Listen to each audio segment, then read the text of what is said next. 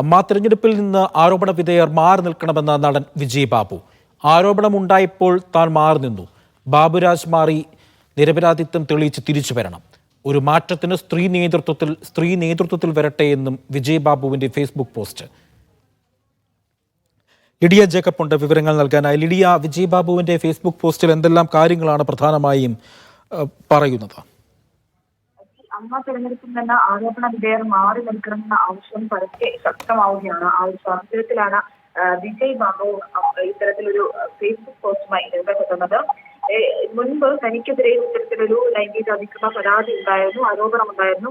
ആ സമയത്ത് താൻ മാറി നിൽക്കുകയാണ് ചെയ്തത്. അത്തരത്തിലൊരു കാര്യം ഈ ആരോപണം ഉള്ള ആളുകൾ, ആരോപണ വിധേയർ അത്തരത്തിലൊരു കാര്യം തന്നെ ചെയ്യണം എന്നാണ് വിജയ് ബാബു ഫേസ്ബുക്ക് പോസ്റ്റിൽ പറഞ്ഞിരിക്കുന്നത്. നിരപരാധിത്വം തെളിയിച്ച് തിരിച്ചു വരാനുള്ള ഒരു ബാധ്യത അല്ലെങ്കിൽ അത്തരത്തിലുള്ളൊരു കാര്യം ഈ ആരോപണ വിധേയർ കാണിക്കണം. മറ്റ് ഒരുപാട് പേർ നിലവിൽ അമ്മയിൽ ഉള്ളപ്പോൾ അല്ലെങ്കിൽ കഴിവുള്ള ഒരുപാട് പേർ സിനിമാ മേഖലയിൽ ഉള്ളപ്പോൾ എന്തിനാണ് ഇത്തരത്തിലുള്ള ഇത്രയൊരു ധൃതി കാണിക്കുന്നതടക്കമുള്ള കാര്യങ്ങൾ വിജയ് ബാബു സൂചിപ്പിക്കുന്നു. മാത്രമല്ല, വ്യക്തികളെക്കാൾ വലുതാണ് സംഘടനയെന്നും ഒരു മാറ്റത്തിന് സ്ത്രീ വരുന്നത് നല്ലതാകുമെന്നും, അതായത് നേതൃത്വത്തിലേക്ക് സ്ത്രീ വരട്ടെ എന്നും കൂടി വിജയ് ബാബുവിന്റെ ഫേസ്ബുക്ക് പോസ്റ്റ് വ്യക്തമാക്കുന്നുണ്ട്.